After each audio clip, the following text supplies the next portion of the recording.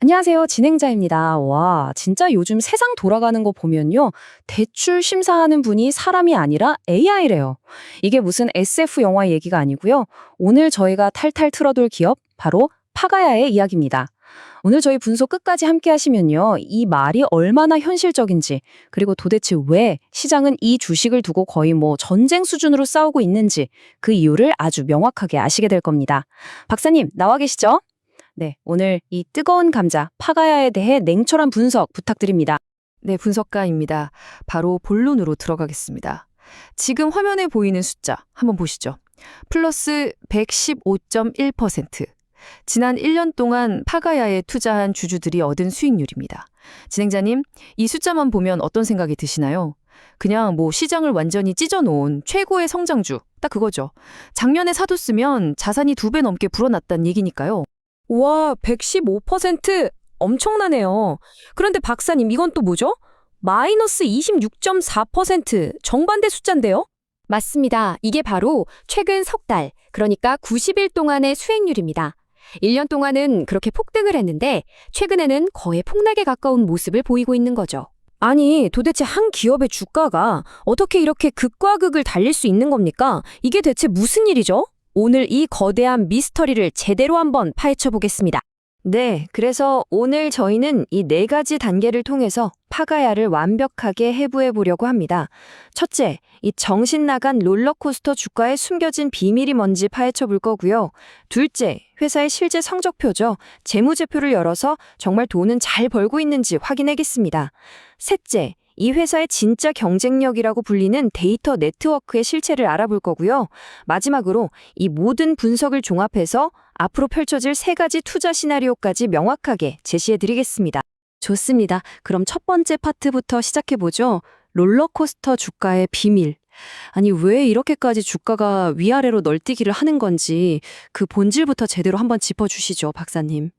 네, 그러려면 우선 파가야가 도대체 뭘 하는 회사인지부터 알아야 합니다.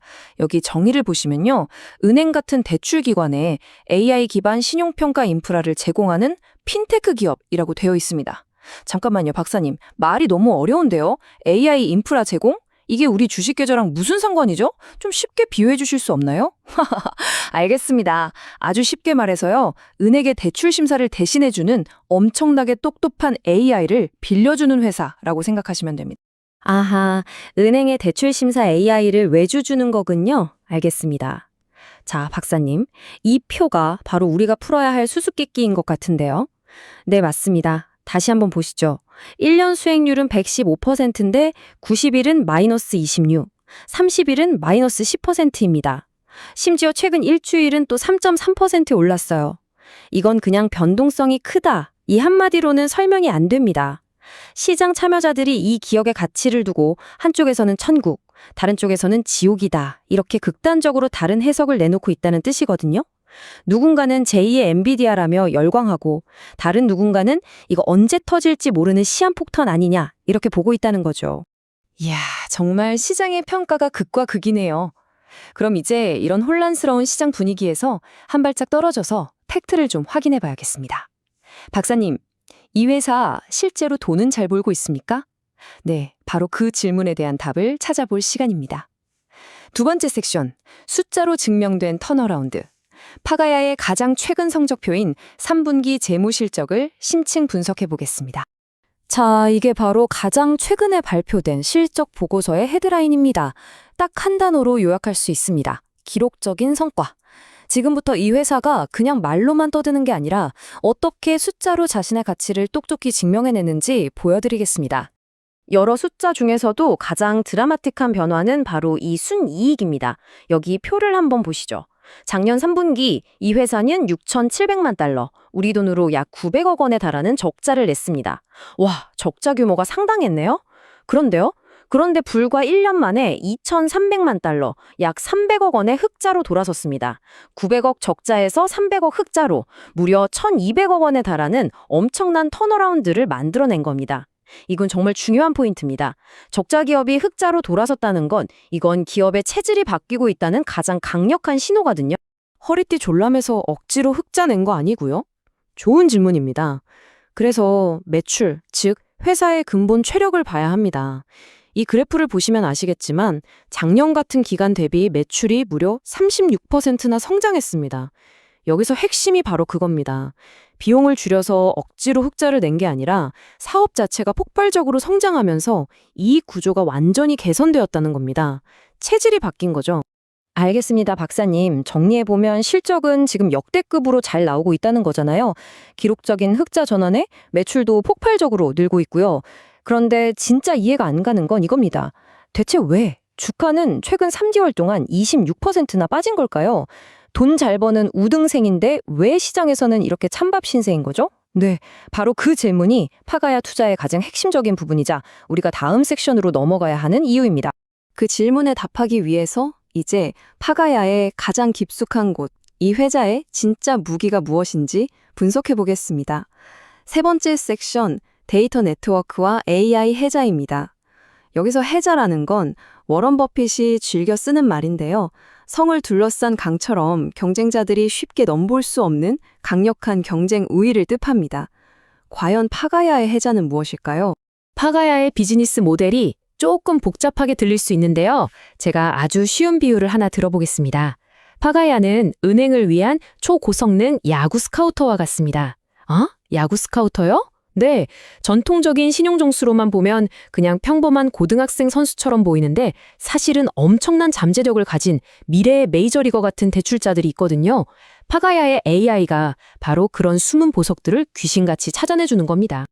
와, 비유가 재밌네요. 그럼 그 스카우터가 일을 얼마나 잘하는지, 아니 얼마나 많이 하는지도 중요하겠는데요? 바로 그겁니다. 이 스카우터가 얼마나 일을 많이 하는지 보여주는 숫자가 바로 이겁니다. 2,660억 달러. 우리 돈으로 약 360조 원입니다. 360조요? 네. 이게 단 3개월, 한 분기 동안 파가야의 AI가 검토한 대출 신청서의 총액입니다. 이 어마어마한 양의 데이터를 실시간으로 학습하면서 AI는 계속해서 더 똑똑해지고 더 정교해지는 겁니다. 이것이 바로 파가야의 핵심 경쟁력, 데이터 네트워크 효과의 시작점입니다. 그런데 정말 놀라운 건 바로 다음 숫자입니다. 방금 보신 그 360조 원의 대출 신청 중에서 실제로 대출이 승인된 비율은 단 1%에 불과합니다. 1%요? 100명 신청하면 1명만 대출해준다는 거잖아요? 네, 맞습니다. 100건의 신청서가 들어오면 99건은 가차없이 거절하고 가장 확실한 1건만 골라낸다는 뜻이죠. 이게 뭘 의미할까요? 파가야의 AI가 얼마나 깐깐하고 보수적으로 리스크를 관리하는지를 극명하게 보여주는 숫자입니다. 아무나에게 대출을 내주는 게 아니라 될 사람만 정확히 골라내는 능력. 이것이 바로 은행과 투자자들이 파가야를 믿는 이유이자 진짜 가치인 셈이죠. 그러니까 AI가 깐깐하게 우량 대출권만 골라내니까 그게 매력적인 투자 상품이 되고 그 상품에 돈을 대려는 투자자들이 몰려든다. 이런 구조군요. 정확합니다. 바로 그게 파가야의 생체계입니다. 현재 150개가 넘는 기관 투자자들이 이 상품에 돈을 대고 있습니다. 즉, 대출이 필요한 사람과 은행, 그리고 그 대출에 자금을 댈 투자자까지 모두 연결하는 거대한 플랫폼을 구축한 거죠. 더 많은 은행이 참여할수록 AI는 더 많은 데이터로 똑똑해지고 AI가 똑똑해질수록 대출 성과가 좋아지며 그 결과 더 많은 투자자들이 돈을 들고 찾아오는 선순환 구조. 이것이 바로 파가야의 아무도 넘볼 수 없는 강력한 해자입니다. 와, 듣고 보니 정말 대단한데요. 그럼 주가가 왜 그 모양인지 더 이해가 안 가네요. 장밋빛 미래만 있는 건 아닙니다. 시장이 주가를 억누르는 데에는 그럴 만한 이유가 있죠. 바로 이 세 가지 리스크 때문입니다. 첫째, 블랙박스 리스크입니다. 규제 당국이 당신의 AI가 어떤 기준으로 사람을 판단하는지 우리한테 설명해봐라 라고 했을 때 과연 명확히 답할 수 있을까요? 둘째, 소수의 핵심 파트너 은행에 대한 의존도가 너무 높습니다. 만약 이들 중 큰 손 하나라도 계약을 끊는다면 회사에 큰 타격이 될 수 있습니다. 마지막으로 경기 침체 같은 거시경제 변화에 취약합니다. 사람들이 일자리를 잃고 소득이 줄면 아무리 뛰어난 AI라도 부실 대출을 막을 수는 없으니까요. 그렇군요. 성장성과 리스크가 정말 명확하게 부딪히고 있는 상황이네요.